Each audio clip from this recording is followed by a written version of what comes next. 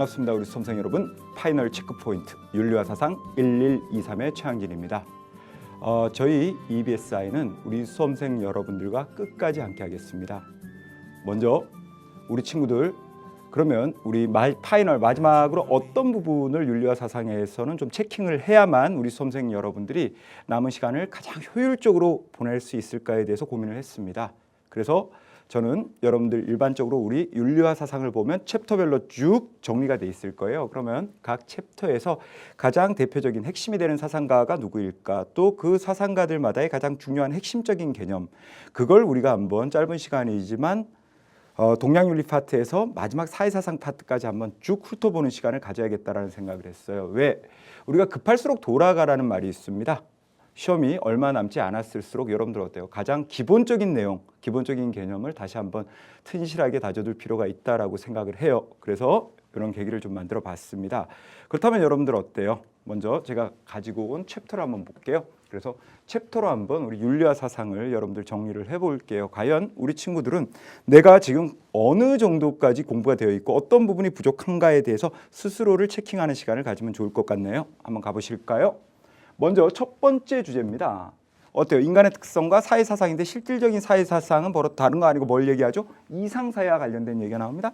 그래서 우리가 보면 모와 플라톤, 그렇죠? 이상사회 얘기가 나오죠. 그래서 모의 이상사회를 우리가 뭐라고 얘기합니까?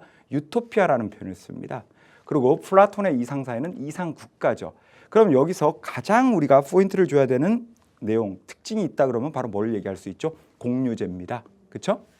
공유제인데 저는 여러분들한테 묻고 싶습니다. 이제 뭐 다 우리 친구들 여기에 대한 확실한 어떤 판단, 생각을 가지고 있다라고 정답을 어떻게 보면 가지고 있는 거죠, 여러분들. 제가 뭘 물어볼지에 대해서 여러분들은 이미 정답을 생각하고 있을 거라고 저는 생각을 해요. 제가 물어보고 싶은 건 이거죠. 공유제의 범위입니다. 그렇죠? 모와 플라톤의 공유제의 범위. 서로 다르죠. 토마스 모 같은 경우에는 어때요? 공유제가 all입니다. 모든 사람들에게 공유제가 적용된다라는 거죠. 왜? 생산과 소유에 있어서의 평등이 실현되는 사회.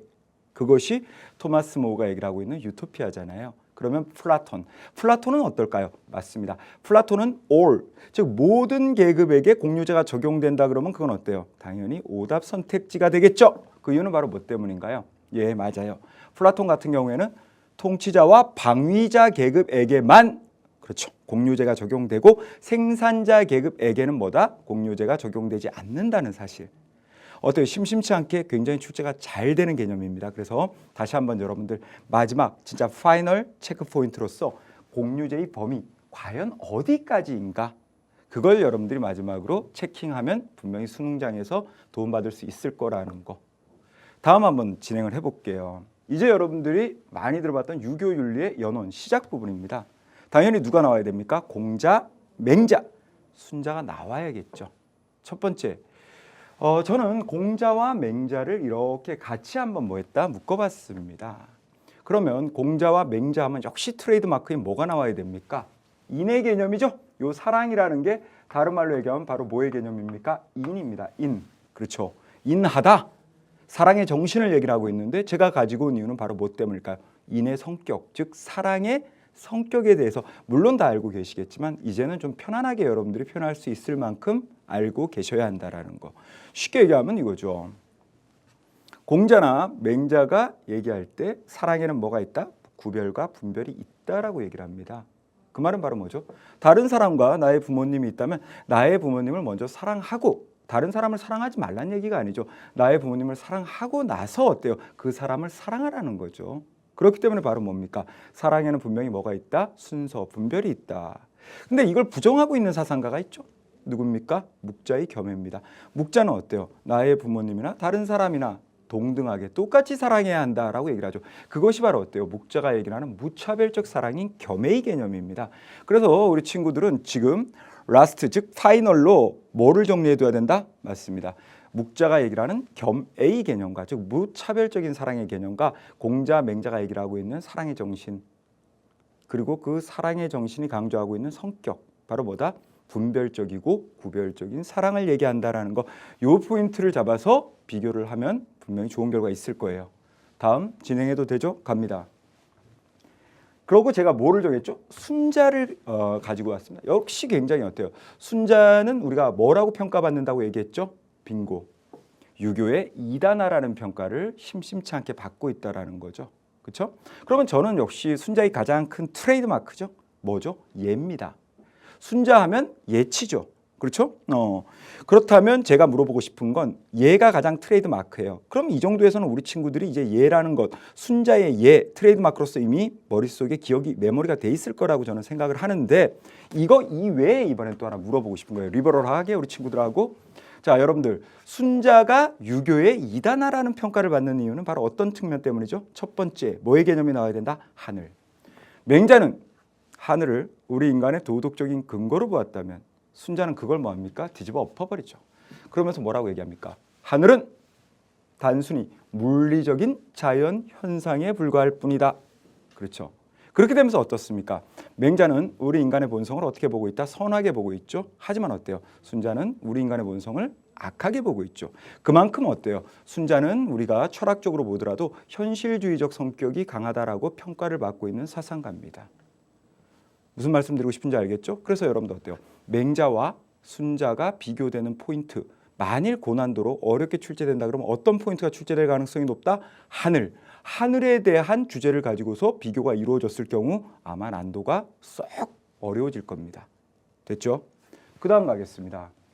이제 유교윤리, 유교 사상이 시작을 했습니다. 당연히 뭐 해야 되죠? 발전을 해야 되죠? 그럼 주자와 양명이죠. 그럼 어때요? 주자와 양명은 성, 즉, 리. 주자의 성즉리와 양명의 심, 즉, 리. 굉장히 유명한 얘기예요. 그런데 여러분들 기계적으로 암기하고 있다는 거죠. 대부분의 지금 현재 수능을 며칠 앞둔 이 상황에서도 제가 여러분들한테 질문을 해볼게요. 여러분들 주자의 성즉리와 심즉리, 주자의 성즉리와 양명의 심즉리의 차이는 무엇인가요? 라고 물으면 우리 친구들 중에 명확하게 대답할 수 있는 친구가 많지 않다라는 거예요. 그냥 여러분들 어때요? 기계적으로 암기하고 있는 친구가 많죠. 주자는 가장 대표적인 특징이 뭐죠? 성즉리요.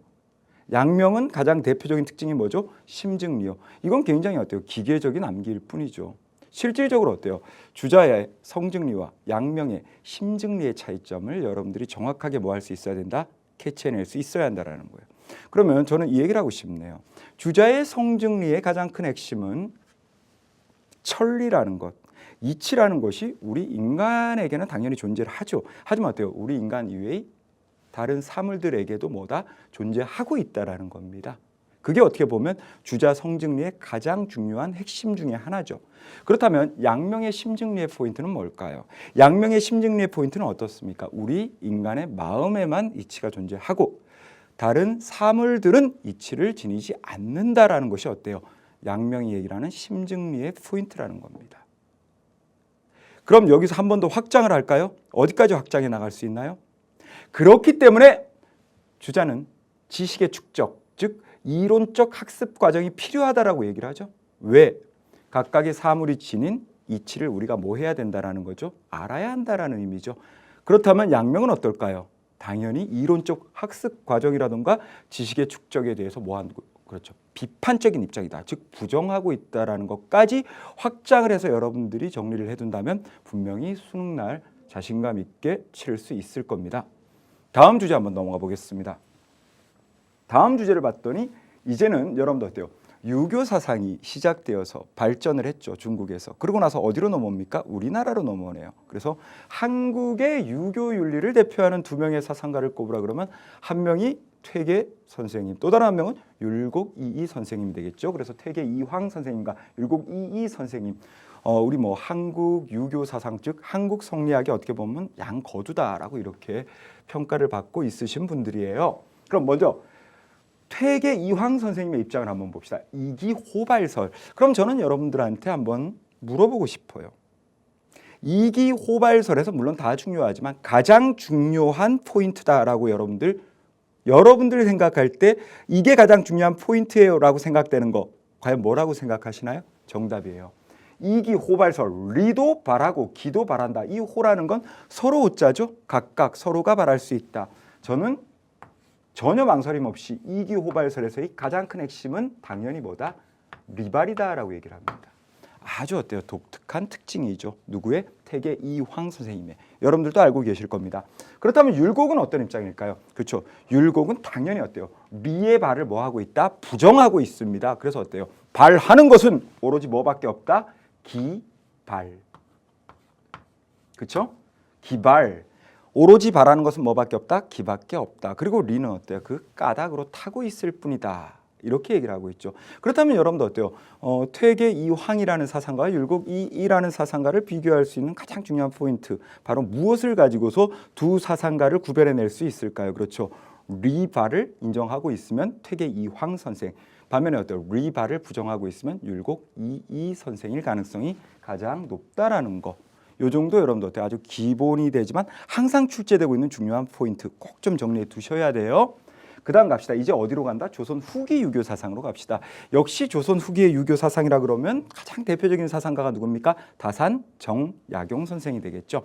그럼 여러분들 어때요? 다산 정약용 선생 중에서 무엇이 출제될 것 같죠? 이제까지 출제의 포인트는 무엇입니까? 라고 여러분들한테 질문을 던진다면 여러분들은 추후에 망설임 없이 얘기할 수 있어야 되는 거야. 뭐라고요? 본성과 관련된 내용입니다. 그래서 어때요? 자, 가시죠. 다산 정약용 선생은 인간의 본성을 뭐로 보고 있다? 기호로 보고 있다라는 거죠. 그럼 여러분들 어때요? 기호라는 건 뭐야? 라이킹이야. 좋아한다라는 의미죠. 예, 그렇다면 어때요? 무엇을 좋아한다? 선을 좋아하고 악을 싫어함. 그것을 바로 무엇으로 보고 있다? 우리 인간의 본성으로 보고 있다라는 거죠. 그래서 어때요? 선을 좋아한다라는 의미에서 우리가 뭐라고 씁니까? 기호. 그것이 무엇이다? 본성이다. 그래서 어때요? 성기호설. 참고로 다산 정약용 선생의 성기호설, 즉 본성에 대한 입장은 주자의 무엇과 성증리의 입장과 여러분들 뭡니까? 비교해서 정리해 두셔야만 수능에서 고득점이 가능하다는 사실 제가 강조하면서 다음 주제 넘어가겠습니다. 다음 주제 뭔가요? 좋습니다. 도가사상 나왔습니다. 노장자. 그럼 노자장자가 얘기할 때 여러분들 어때요? 무의자연이라는 말은 굉장히 여러분들한테 익숙하면서도 교과서 또는 어때요? 우리가 볼 때 뭐 여러 가지 언론에서도 사실은 많이 쓰고 있는 교양적으로도 또는 상식적으로도 우리가 자주 접할 수 있는 그런 표현 단어가 되고 있어요. 무의자연은. 그렇다면 저는 이제 여러분들한테 묻고 싶어요. 도대체 무의자연을 강조하는 이유가 바로 뭐냐라고 묻는다면 우리 인간은 도가에서 바라볼 때 누구나가 어떤 덕을 가지고 태어난다? 소박의 덕을 또는 순박함의 덕을 가지고 태어난다라는 거지. 그러니까 어때요? 처음 태어났을 때는 가리거나 따지는 게 별로 없다라는 거야. 그게 바로 뭡니까? 소박과 순박의 덕을 가지고 있었죠. 근데 이렇게 점점 성장하면서 많이 가리고 많이 따지게 되는 거죠. 그럼 뭐 하게 되는 거야? 그렇죠. 소박과 순박의 덕을 상실하게 되는 거죠. 무엇 때문에? 인위적인 것 때문에. 그렇기 때문에 우리가 다시 어때요? 소박과 순박의 덕을 뭐 해야 됩니까? 상실한 소박과 순박의 덕을 회복하기 위해서는 뭐 해야 된다? 빙고야. 자, 인위적인 것 부정해야겠죠? 그래서 무의입니다. 그럼 무의하다는 것은 다른 말로 얘기하면 뭐에 따라 사는 거죠? 타고난 자연적 본성. 그래서 여러분들 어때요? 여기서 얘기를 하는 자연이라는 것은 돌, 흙, 나무와 같은 자연물의 의미라기보다는 여기서 얘기를 하는 건 어때요? 각자가 가지고 태어난 자연적인 본성이다라고 이해하는 것이 여러분들 어때요? 도가를 이해하는 데 굉장히 도움이 된다라는 거 강조 드리면서 불교 한번 가봅시다. 불교. 우리가 불교 파트는 보통 세 파트로 나눕니다. 어떤 파트로 나눠집니까? 크게 보면 네 파트라고 얘기할 수 있죠. 원시불교, 그 다음 어때요? 소승, 대승, 그 다음 중국으로 넘어오면서 어떻게 됩니까? 교종, 선종, 그리고 어때요? 한국 불교인 원효, 의천, 진울. 이렇게 크게 네 파트로 나눠질 수가 있죠. 근데 그 중에서 역시 불교의 어때요? 가장 중요한 베이스가 되는 건 무엇이다? 원시불교에서 얘기했었던 그쵸? 누구? 석가모니죠. 예, 고타마 시타르타가 얘기한 바로 뭐다? 연기설, 인연생기의 줄임말이죠. 그래서 어때요? 연기설에 따르면 이 세상에 어때요? 고정된 실체로서 존재하는 것이 있다 없다? 없다라는 거죠. 하지만 우리는 어때요? 무명, 어리석음이죠. 그것 때문에 고정된 실체가 있다라고 믿는 거죠. 그러니까 어떻게 되는 거야? 집착하게 되고 그럼으로 인해서 바로 뭡니까? 고통스러운 그런 어떤 현상, 그것을 뭡니까? 반복할 수밖에 없다라고 누구는 그렇죠 원시불교의 고타마 시타르타인 석가모니는 얘기하고 있는 겁니다. 자, 그러면 여러분들 어때요? 어디로 넘어간다? 우리는 서양윤리 파트로 이제 넘어가 보도록 할게요. 서양윤리로 넘어왔더니 제일 먼저 역시 소크라테스와 아리스토텔레스. 여러분들 뭐 굉장히 많이 들어본 주제입니다. 주지주의와 주의주의. 그렇죠? 주지주의. 바로 어때요? 알기만 하면 덕을 실천할 수 있다. 주의주의. 누구의 입장입니까? 아리스토텔레스. 물론 알미 필요하죠. 하지만 어때요? 아는 것만으로는 안 되죠. 아는 대로 실천하려고 하는 뭐가 필요하다? 실천, 의지의 중요성을 강조하고 있다. 그래서 어때요? 아리스토텔레스는 추지주의와 주의주의의 특성을 다 가지고 소크라테스는 우리가 주지주의라고 평가를 받죠. 그래서 어때요? 둘을 비교하는 문제는 곧잘 출제가 되는 단골 출제의 유형이다라는 거 꼭 좀 정리를 해두시길 부탁드립니다. 다음 보도록 하시죠. 플라톤과 아리스토텔레스. 여러분들은 굉장히 싫어한다라는 걸 알고 있어요. 왜? 선의 이데아의 개념을 여러분들은 상당히 어려워합니다. 추상적이거든요. 저는 여러분들한테 하나 물어보고 싶어요. 분명히 제가 타이틀에 적어왔습니다. 한 명은 이상주의야, 플라톤입니다. 한 명은 현실주의입니다, 아리스토텔레스죠. 왜 플라톤은 이상주의고 아리스토텔레스는 왜 현실주의일까요? 이유를 말씀드리겠습니다. 기본적으로 플라톤은 선이라는 것이 나오죠. 선. 요 선이라는 것이 플라톤은 어디에 있다고 믿습니까? 이데아에 있다라고 믿는 거죠. 그래서 플라톤은 어때요? 세계를 이데아계와 현상계 두 개로 나눠 보고 있죠. 그래서 바로 뭐다? 이상주의 또는 이원론이라고도 평가받는 경우가 있습니다. 반면 아리스토텔레스는 선의 이데아를 부정합니다. 왜? 선이라는 것은 이데아계에 존재하는 것이 아니고 어디에 있다? 우리의 현실 속에 있다라고 얘기를 해요. 그래서 여러분도 어때요? 이 선의 이데아에 대한 두 사상가의 입장을 정확하게 정리하고 있다면 여러분도 어때요? 그것을 통해서 이상주의, 현실주의라는 두 사상가의 특징은 자연스럽게 뭐 할 수가 있다? 도출해낼 수 있다라는 것까지 제가 부탁을 드립니다. 자, 다음으로 넘어갑니다.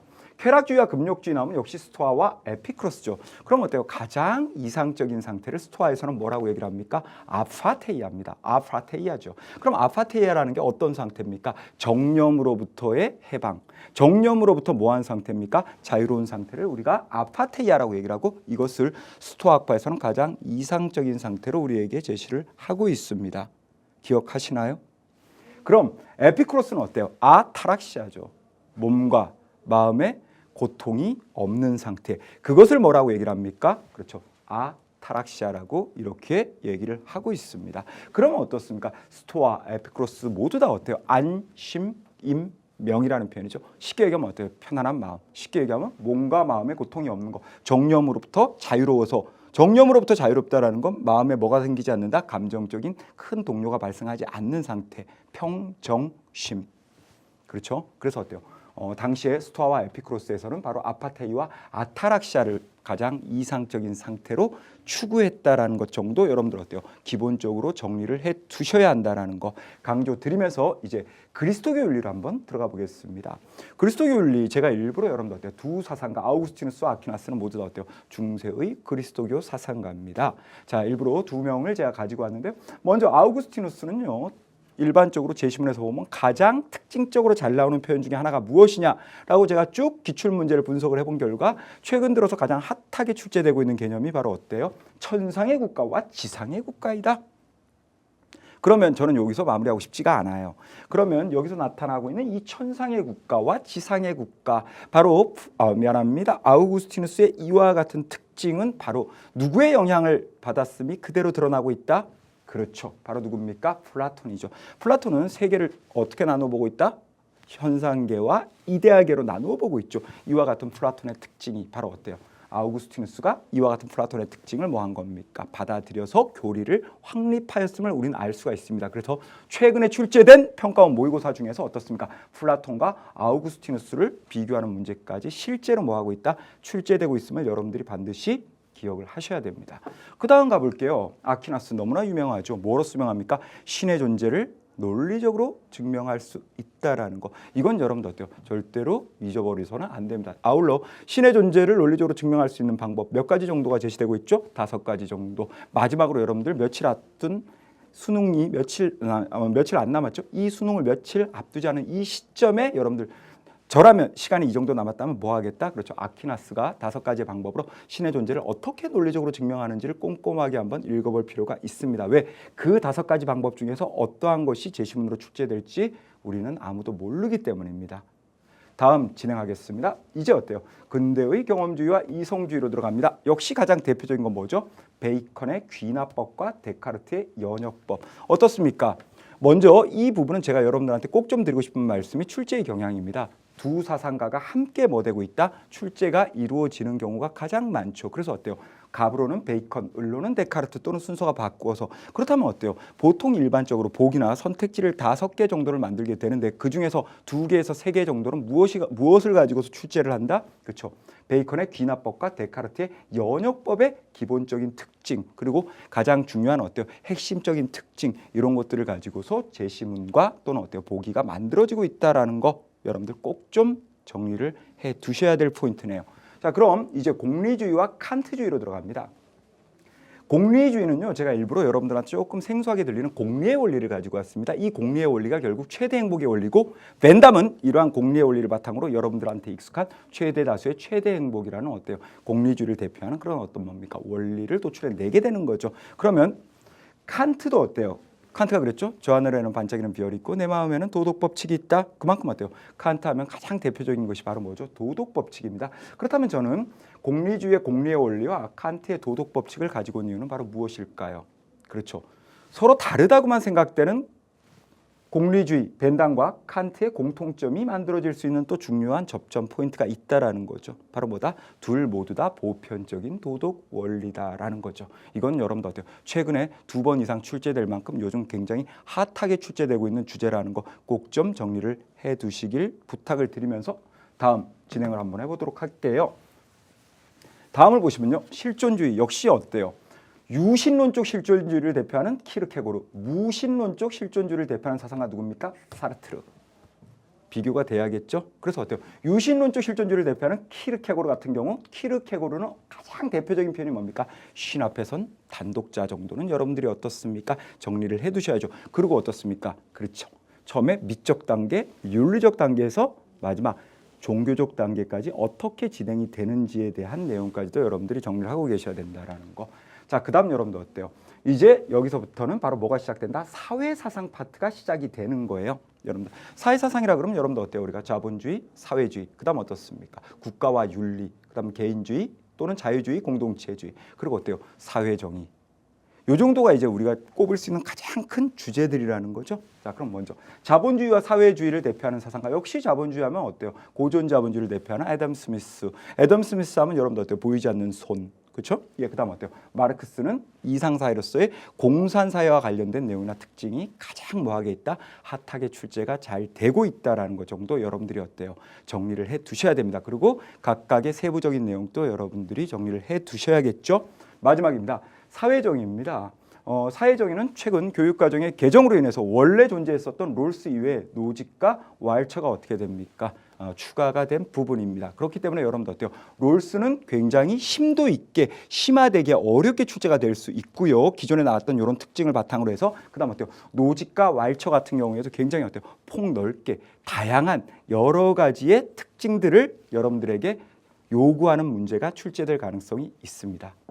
그래서 여러분들 어때요? 제가 짧은 시간이지만 여러분들에게 이러한 어떤 하나의 챕터를 통해서 각각의 주제마다 그 주제를 대표하는 사상가들이 어떤 사상가들이 있으며 그 사상가들이 만일 출제가 된다면 어떠한 개념 또는 어떠한 유형으로서 출제가 될 가능성이 있을까? 거기에 대해서 최근에 5년 동안의 기출 문제를 분석했고 그걸 바탕으로 해서 여러분들한테 어때요? 이와 같은 사실을 마지막 파이널 체킹 포인트로 여러분들한테 이렇게 말씀을 드립니다. 여러분들 이러한 내용을 바탕으로 해서 열심히 공부하시면 얼마 남지 않은 수능 분명히 여러분들 원하는 등급 받을 수 있을 겁니다. 그리고 저희 EBSI는 우리 수험생 여러분들과 끝까지 함께 하겠습니다. 우리 친구들 감사합니다.